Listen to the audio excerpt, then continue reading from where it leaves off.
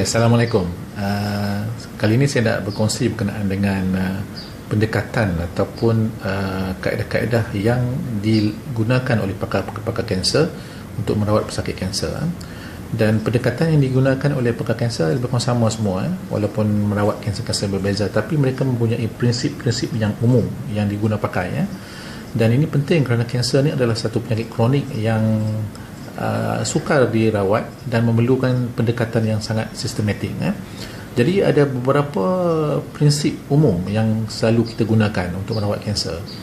Yang pertamanya adalah kanser tersebut perlu disahkan dulu. So pengesahan kanser ini adalah sangat penting. Itu disahkan iaitu dengan cara biopsi ataupun cubitan. Dan tisu yang kita ambil tu kemudian kita hantar ke makmal patologi, dan pakar patologi akan membaca slide dan mengesahkan bahawa tisu itu adalah kanser. Kadang-kadang cubitan ataupun biopsi itu juga dalam bentuk pembedahan.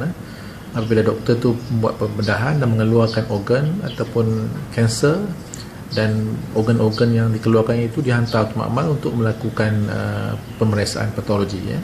Dan ada juga kanser-kanser yang perlu disahkan melalui pengambilan sum-sum tulang. Jadi pokoknya untuk mengesahkan kanser ni kita perlukan tisu. Kanser tak boleh disahkan melalui ujian darah ke pemeriksaan badan secara fizikal ataupun tengok dalam anak mata, tengok tapak tangan dan sebagainya. Tidak boleh. Okey, selepas disahkan kanser itu, apakah jenis kanser itu, peringkat kedua adalah kita nak tahu apakah peringkat kanser itu ataupun staging. Dan staging ini dilakukan dengan beberapa cara. Pertama, kita panggil, ada juga yang kita panggil clinical staging, di mana pemeriksaan dilakukan ke atas tubuh badan pesakit itu. Kemudian ada juga dan kita melakukan ujian CT scan, MRI ataupun PET scan untuk melihat setakat mana kanser itu telah merebak. Dan kaedah kedua staging adalah surgical staging, iaitu kaedah melakukan pembedahan untuk memastikan peringkat kanser tersebut.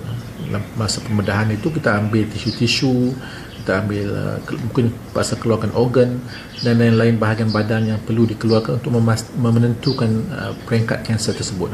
Jadi ada kanser yang hanya cukup dengan clinical staging, dan ada kanser yang perlu surgical staging, ataupun ada juga yang surgical pathological staging, kerana ada juga laporan patologi untuk tentukan peringkat. Peringkat kanser ni umumnya peringkat 1, 2, 3, 4. Peringkat 1 peringkat awal, peringkat 4 tu peringkat yang lewat lah. Okey, peringkat yang ketiga adalah untuk menentukan apakah matlamat rawatan yang akan diberikan ini. Ini bergantung kepada apakah peringkat kanser tersebut. Okey, dan ada dua matlamat. Salah satu sama ada matlamat untuk kita sembuhkan pesakit ini, ataupun matlamat kedua hanya untuk tujuan kita memperbaiki mutu kesihatan beliau, mutu kehidupan beliau, dan juga mengurangkan gejala. Jadi kalau kanser itu peringkat awal, kita boleh pulihkan, kita boleh sembuhkan. Tetapi jika kanser itu adalah peringkat lewat, peringkat 4 contohnya, jadi rawatan yang kita berikan itu bukan untuk kita sembuhkan kanser itu, tetapi untuk memulihkan badan, meningkatkan mutu kesihatan dan kehidupan serta mengurangkan gejala. Itu kita panggil palliative care ataupun penjagaan palliatif. Selepas kita dah tahu jenis kanser, peringkat kanser, matlamat rawatan kanser itu, seterusnya adalah untuk menentukan apakah jenis rawatan yang perlu diberikan. Kita akan bincang dalam timu buat kata-kata, dan dalam itu kita akan tentukan apakah kaedah rawatan yang paling sesuai diberikan kepada pesakit ini.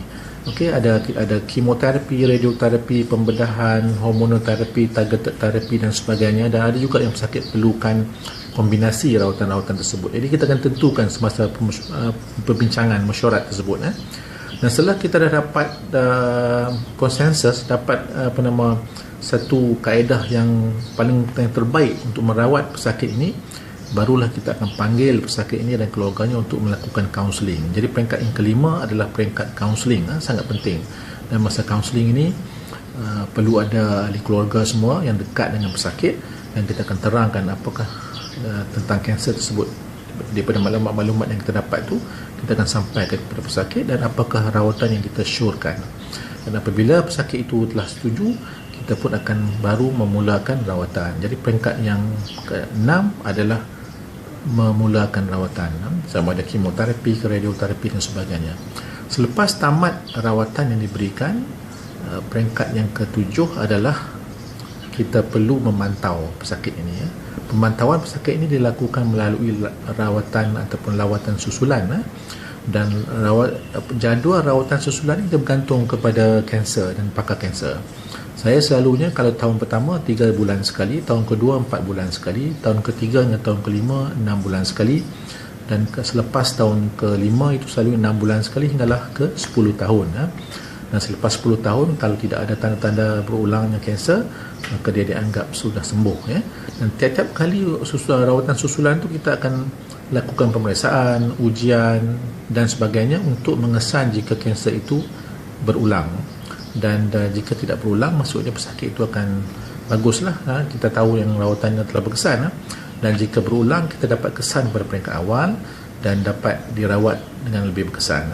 Jadi itulah 7 peringkat yang perlu kita lalui secara sistematik menangani sebarang penyakit kanser yang dihidapi oleh pesakit. So dengan itu sekian dahulu untuk kali ini. Wassalamualaikum warahmatullahi wabarakatuh. Assalamualaikum. Kali ini saya nak berkongsi berkenaan dengan pendekatan ataupun kaedah-kaedah yang digunakan oleh pakar kanser untuk merawat pesakit kanser.